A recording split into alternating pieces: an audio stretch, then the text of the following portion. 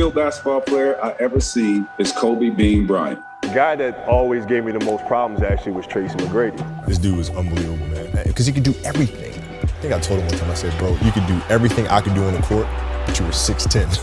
I had the athleticism, but the work ethic part I had to get from being around him. And he was a nightmare to guard. He's the bar. He's who I gotta come at and make a name for myself. I enjoy the show. So how old were you when you guys met? I think I was 18, Yeah, I was he was 19. Right, because you're a year ahead. Yep. Yeah. You know, I stayed with him and his parents back when I was 18 years old. I just felt like he's been there, you know, in those shoes. And I felt like, what better person to learn from? This is all new to me than somebody that's already been through it. And, you know, we hit it off. All he did was watch these tapes, whether it was karate flicks, whether it was Michael Jordan. Yeah, that's right. We hung out together, went to a spot. I was scared as hell because we ran into Mike Tyson. Like, We got stories. I have so many questions right now. Stories. He loves to play mind games with you just to test you, you know what I mean? So I learned that early.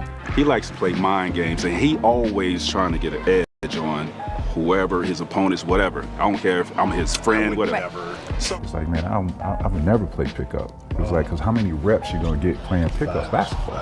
I told him, I said, I'm about to go work out. And he was like, what are you going to work out for? You're in the off season, like, you don't need to work out. So, all right, go back to my room, change. Take it easy. Chill for a minute. I go to the weight room. Who's in there? This dude. This dude. And I'm looking like, what? This dude right here. So he's always going to have an edge on somebody. He had a hard time understanding what sarcasm was. Right. I was just being sarcastic. That's what's up. How you been, man? Good, dog. Good. Doing good. Man, I know everybody's, you know, trying to figure out who's the best player out of man, Kobe. No, I just play, man. I really don't worry about that. I let the critics take care of that, and I just go out and play my game. Tracy's potential was off the charts. And for me, it was a time where I was getting a lot of flack for being a young player coming in the league, and I'm looking at another player coming out of high school, and I'm like, okay, we need to make noise.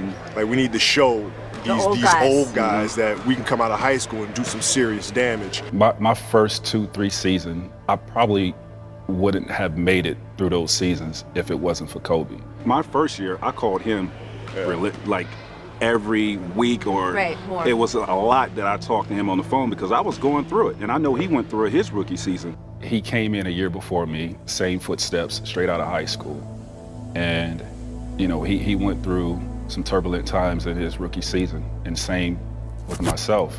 I used to call and lean on him for advice. So I had somebody to lean on, like, yo, man, you know, you come out of high school, you the man, you getting all the shots, and then you come to an NBA team and you'll play one game, probably 20 minutes, and you don't see the floor for another 5. Like, it was just inconsistent, and I was being buried, and I was like, it was doing something to my confidence, right? So I had to lean on him at that time, and we talked relentlessly. Yeah. I mean, he went to Orlando.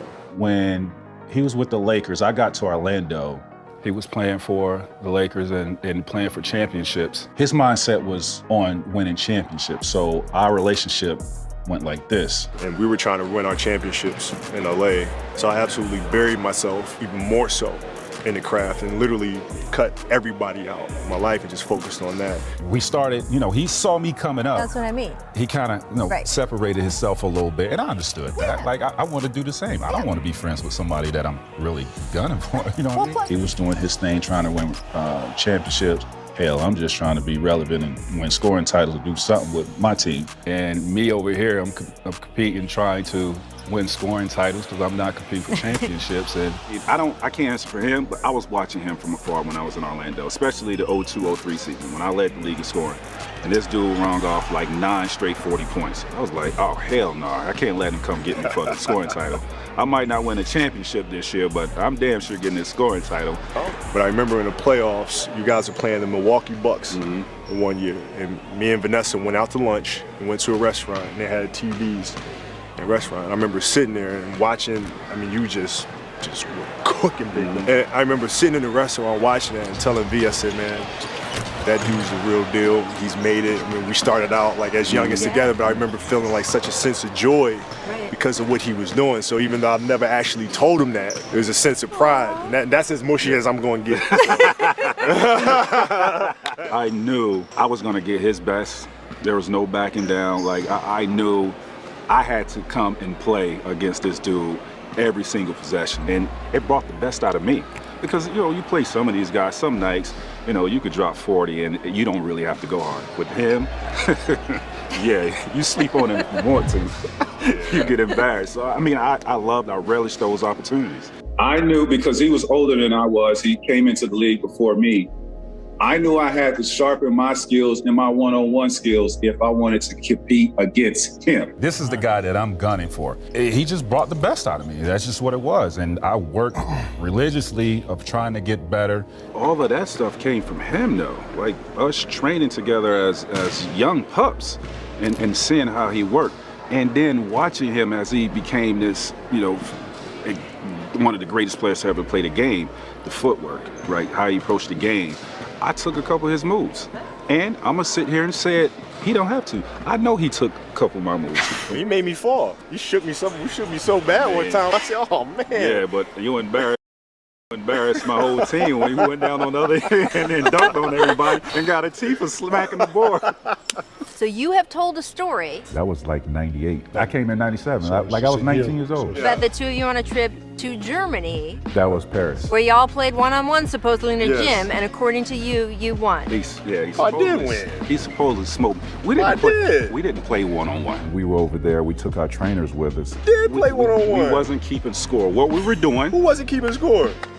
Right? So we were working on our footwork on the post. We were working out individually, and then we were working on our stuff on the post. We wasn't keeping score. We just playing. Now, if somebody's playing a workout, and if the person scores, they keep the ball, what is that?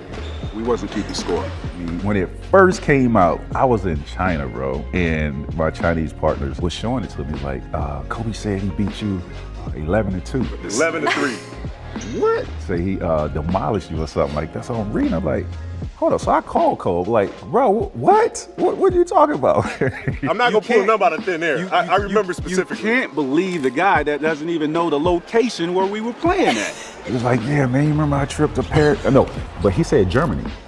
He said, you remember our trip to Germany? I said, Kobe, I'm playing. I was like, bro, I've never been to Germany with you. What are you talking about? The country may be off. Now, I may forget a lot of things. You forgot where we played. One thing I'm not going to forget is the score. It wasn't 11-3. Oh, it was. It's okay, though. No, it wasn't. It's all right, man. You had an off day.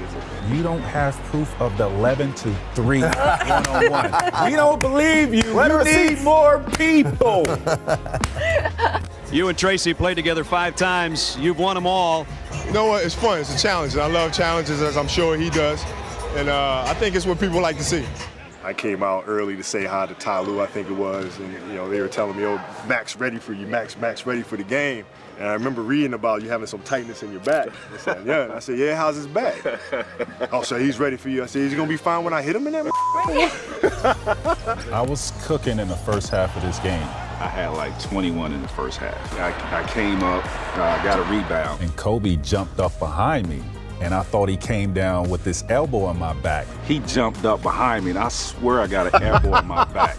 I wasn't 100% sure. It was on purpose, right? You were like, oh, maybe. But I'm looking at that video. Absolutely, Look at that. he did. No, that's on purpose. Absolutely. Yeah. And I had a contusion. I was out. Damn. I just wanted to test the back out, see how healthy it is. But I missed the next game because I was hurt. This is one of your good friends. My good friend. So these two guys, Yep. now that you're sitting here, look back on all of this. Is there anything you'd tell these guys before we go? Yeah, in this day and age, we should try to figure out a way to trade and play with each other. Yeah, you're right. For real. Like, That's what we should have done. We should have been talking about that at that age right there, man. How can we get on the same team? Yeah, that would have been fun.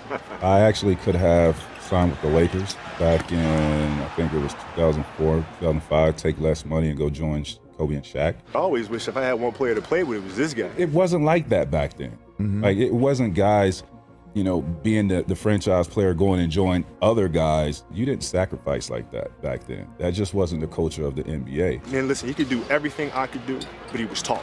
You would have liked that too. When I talk to kids about that, that's what I tell them. When they ask about the hardest player I ever had to defend, I said it's a pretty easy one. It was Tracy, because he could do everything I could do. Was there ever a conversation where you told Kobe I'm not coming? Did that ever happen? No. Kobe wasn't recruiting anybody back then. No. Are you serious? But once we both retired, we started reconnecting, you know, having tournaments at the same place, texting and talking often, right? So our bond is coming back. You know, that connection, just reconnecting with him and bringing back those old memories. I remember we went to Disneyland and somebody was afraid of roller coasters. It wasn't that I was afraid, Lisa, we just